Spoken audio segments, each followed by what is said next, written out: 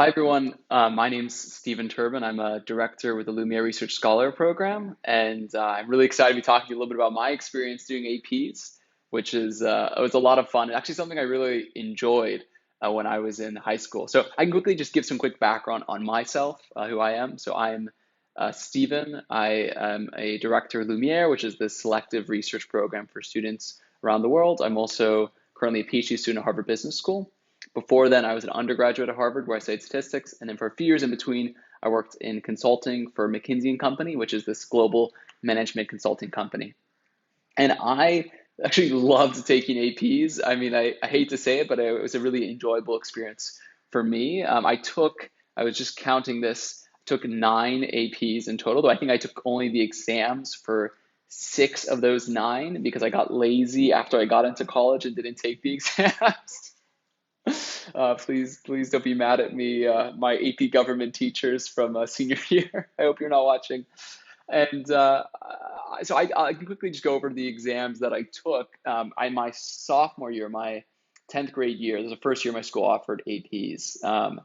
I took AP World History. And I think it's important just to start there to say my experience is a little bit different than many students in that I grew up mainly in the United States, and I actually had courses that were AP courses. So at the end of the course, you're going to take the AP test. I did not do any outside tests except for AP Chinese, which I'll talk about.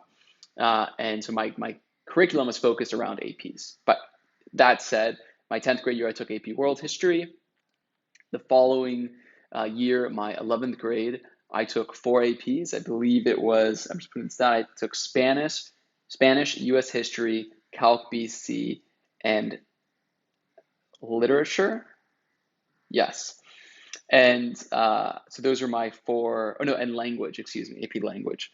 Those are my four that I took in that year.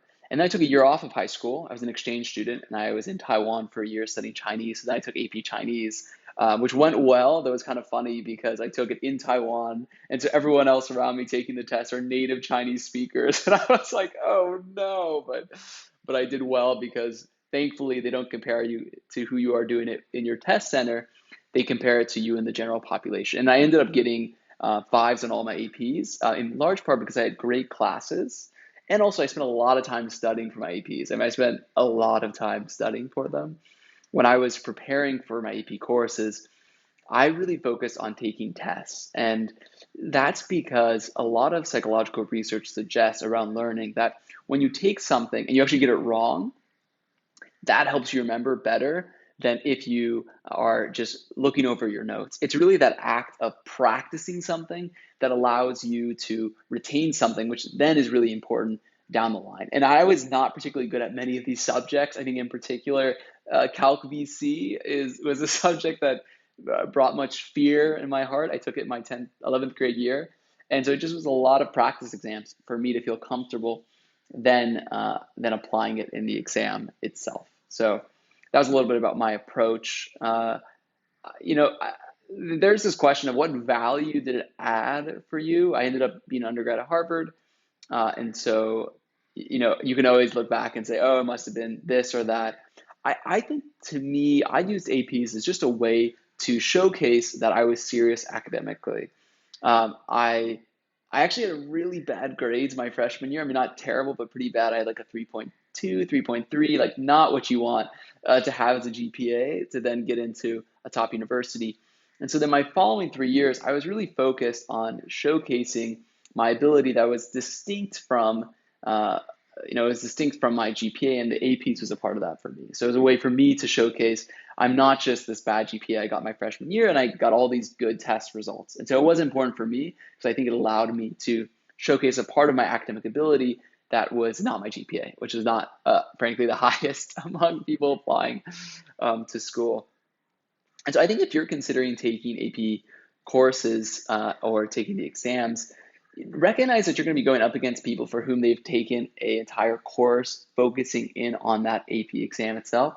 But if you think that you're really strong in a subject, it could be bio. For me, it was Chinese. I never took a Chinese course, but I knew that I'd be competitive because I spent a whole year living in Taiwan. If you think that you can do really well in the course and it's outside of your curriculum, I would absolutely take it. And if you are in AP courses, then I would 100% always take the exam at the end. There's no reason not to. And I would recommend it. I honestly think the AP courses are becoming more useful as you're seeing less and less of, say, SAT subject tests or other indicators of competence in these specific subjects. So highly recommend taking it. And I think this is a great resource that you guys should be diving into with these AP Fair.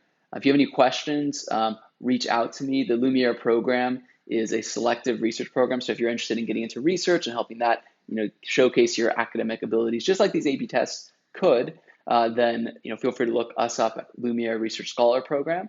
Lumiere is Lumiere, or just send me a message via my email or Instagram, whatever is easiest. Okay, thanks guys. Enjoy the program, and thanks for giving me a few minutes to talk. Sorry I can't be there. It's Valentine's Day, so I have to, I have some duties to attend to, but it's great to see that all you guys are doing and see what you're doing around APs. All right.